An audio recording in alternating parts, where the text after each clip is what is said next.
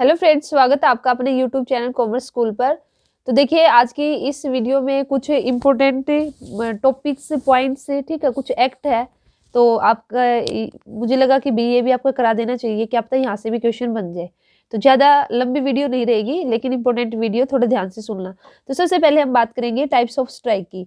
तो सबसे पहले बात करते हैं स्ट्राइक का मीनिंग क्या है। तो स्ट्राइक बेसिकली आपका क्या है, strike is a work stoppage caused by the mass refusal of employees to work. तो स्ट्राइक का मतलब क्या है कि भाई आपने काम करना बंद कर दिया और जो एम्प्लॉइज है, ठीक है, उन्होंने मना कर दिया कि वे काम नहीं करेंगे। तो जो आपकी स्ट्राइक है वो डिफरेंट डिफरेंट टाइप्स की है। तो सबसे पहले बात करती हूँ मैं इकोनॉमिक स्ट्राइक की। तो अगर मैं इकोनॉमिक स्ट्राइक की बात करती हूँ तो यह आपकी किस तरह की स्ट्राइक है, आपका बेसिकली कि जो लेबर है वे काम करना बंद कर देंगे स्ट्राइक में। किस वजह से?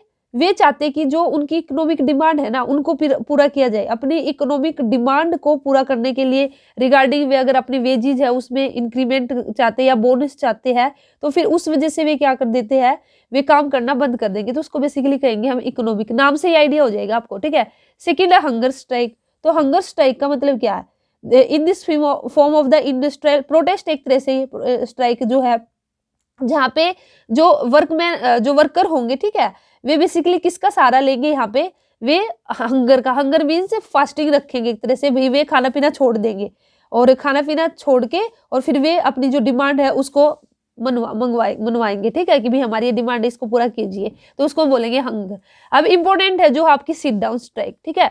ये इसमें भी मुझे जो ज्यादा इंपॉर्टेंट लगता है वो मैं आपको बताती चलती हूँ। वैसे तो सारे ही है, लेकिन यहाँ पे भी है सिट डाउन स्ट्राइक या फिर पेन डाउन या फिर इसको टूल डाउन स्ट्राइक भी बोलते हैं।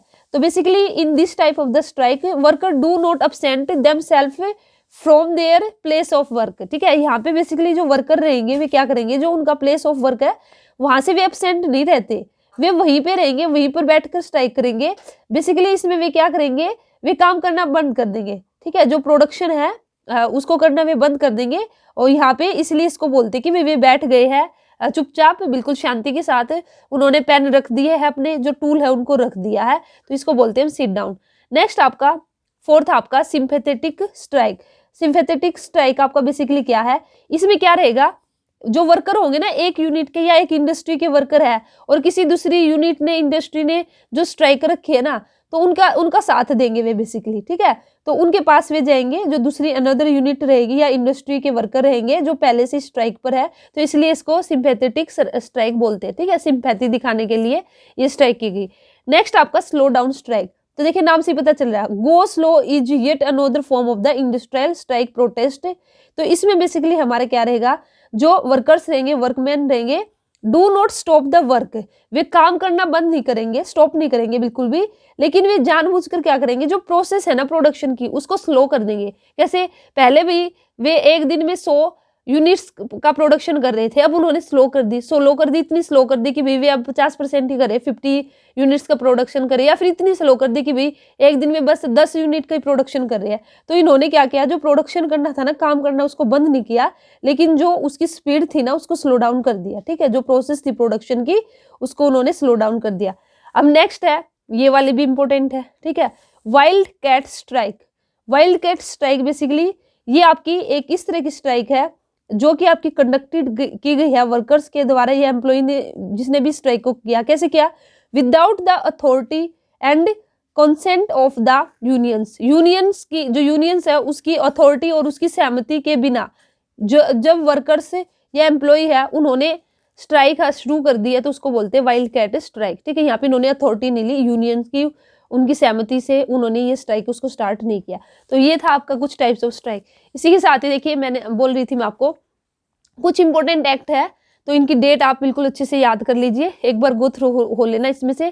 जैसे फर्स्ट आपका trade and union act 1926, workman compensation act important है 1923, उसके बाद the payment of wages act 1936, फिर नेक्स्ट आपका industrial dispute act 1947, factory act और मिनिमम वेज एक्ट आपका सेम है 1948 है, ठीक है। ये याद रखना, फैक्ट्री एक्ट और मिनिमम वेज एक्ट। इसकी जो PDF है वो है आपको टेलीग्राम चैनल पर भी मिल जाएगी। तो अगर आपने टेलीग्राम को ज्वाइन नहीं किया तो उसको ज्वाइन कर लेना है, एक बार वहां से रिवीजन कर लेना। फिर payment of bonus act 1965, the foreign exchange regulation act, फेरा जिसको बोलते हैं, ठीक है, ये आपका 1973 है। और ये जो फेरा था, एक केम इनटू फोर्स कब आया था? 1974 में। लेकिन बाद में फिर इसको रिप्लेस कर दिया गया, फेरा को रिप्लेस करके आपका कौन सा आया, फेमा। तो कई बार फुल फॉर्म भी आपसे पूछ ली जाएगी कि भी फेमा उसकी फुल फॉर्म क्या है, the foreign exchange management act, और ये इसकी जो डेट क्या है 1999, ठीक है। और केम इनटू फोर्स ये कब आया था, 2000 में आया था। तो ये आपको जरूर याद रखना भी एक्ट क्या है और कब ये फोर्स में आया था और इसकी फुल फॉर्म। ऐसे ही फेरा की फुल फॉर्म क्या रहेगी, the foreign exchange regulation act, ठीक है। तो ये, और किसने किसको रिप्लेस किया ये भी आपको पता होना चाहिए। जैसे कि भाई फेरा को रिप्लेस करके हमारा क्या आया, फेम आया। उसके बाद है बैंकिंग रेगुलेशन एक्ट, इंपोर्टेंट है 1947। इसी के साथ है आरबीआई का एक्ट आपको याद रखना है 1934। ये कमेंस्ड कब हुआ था, 1935 में। और उसका नेशनलाइजेशन कब हुआ था, राष्ट्रीयकरण 1949 में। तो तीनों ही डेट आपको पता होनी चाहिए। इसी तरह से सेबी है, सेबी पहले क्या था, सेबी था हमारा स्टार्टिंग में नॉन स्टैट्यूटरी बॉडी था, 1988 में इस्टेब्लिश हुआ था ये as a non statutory body. फिर इसको लीगल पावर दी गई, मीन्स ये स्टैट्यूटरी बॉडी आपका कब बना, 1992 में। तो अभी जो सेबी एक्ट है हमारा, सिक्योरिटी, सेबी की फुल फॉर्म क्या होगी, security exchange board of India, ठीक है, security exchange board of India. तो ये हमारा एक्ट क्या है 1992। तो ये आपको याद रखना है, इंपोर्टेंट, आरबीआई का, सेबी का, बैंकिंग का, और इसी के साथ ही जो मैंने आपको फेमा और फेरा बताया, ठीक है। इसके बाद आपका UNCTAD, United Nation conference on trade and development, full form आपसे यहाँ से पूछ सकते हैं अंकटेड की, ठीक है। तो ये याद कर लेना, यूनाइटेड नेशन कॉन्फ्रेंस, UN अंकटेड, ठीक है, इसको बोलते हैं, इसकी फुल फॉर्म है ये। कई बार फुल फॉर्म आपसे पूछ ली जाएगी, अंकटेड की फुल फॉर्म बताइए, United Nation conference on trade and development.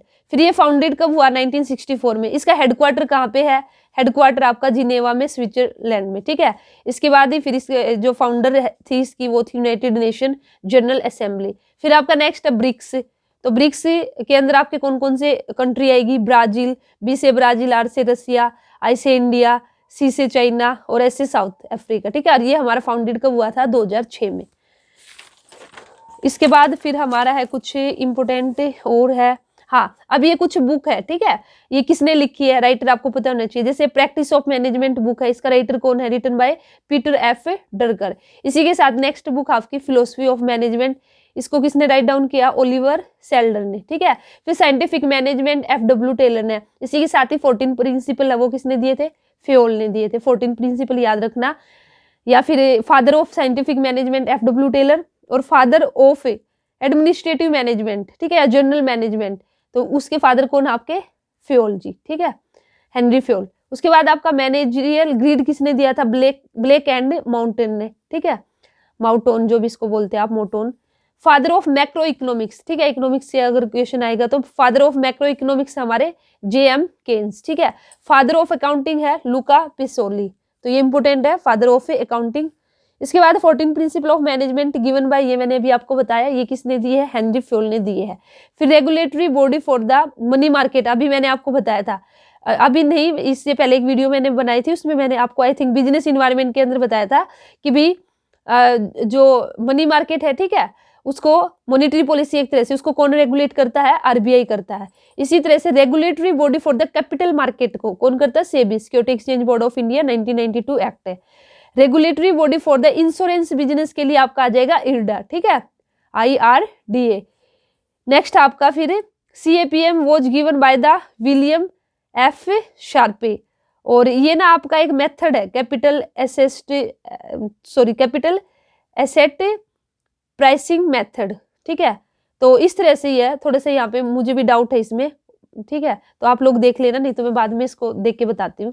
ये आपका दिया था विलियम F शार्प ने, ठीक है। Core competency was introduce by, जो कोर कॉम्पिटेंसी है इसको किसने इंट्रोड्यूस कराया था, CK Prahalad and Gary Hamel, Hamel HAMEL Hamel, ठीक है, तो ग्रे हैमल। तो ये था भाई, कुछ इंपोर्टेंट थे, तो यहाँ पे स्क्रीनशॉट ले लेना, नहीं तो इसकी PDF भी मिल जाएगी आपको, ठीक है। तो इनको देख लेना एक बार, जाते जाते एक बार नजर निकाल के चले जाना, इसमें से हो सकता है भी कोई एक्ट वगैरह आप लोगों से पूछ लिया जाए। तो चलिए फिर मिलते हैं नेक्स्ट वीडियो में, best of luck, thank you.